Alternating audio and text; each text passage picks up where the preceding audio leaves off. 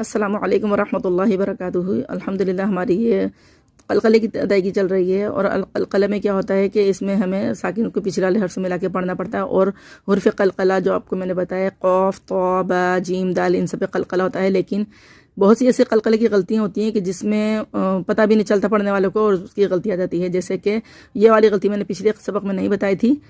ये है इसमें, जैसे हम पढ़ते हैं अक़, इक़, उक़, अब, इब, उब। लेकिन क्या होता है, लोग क्या करते हैं कि इसमें ज़बर का इजाफा कर देते हैं या पेश का इजाफा कर देते हैं, जो कि हराम है गलती। क्योंकि अगर ज़बर का इजाफा होगा या पेश का इजाफा होगा तो ये एक एक्स्ट्रा हर्फ बन जाएगा, ठीक है, तो इसकी मीनिंग चेंज हो जाएंगे। तो क्या कहते हैं, गलती क्या होती है, जैसे अक़, इक़ा, उक़ा, ज़बर लग जाते हैं, यानी जैसे अक़, इक़, उक़ के बजाय, ठीक है। और जैसे अक़ु, अक़ु होंठ गोल कर लेते हैं तो पेश का इजाफा हो जाता है, अक़ु, इक़ु, उक़ु। इस तरह भी नहीं करना है, अक़ु, इक़ु, उक़ु, इस तरह।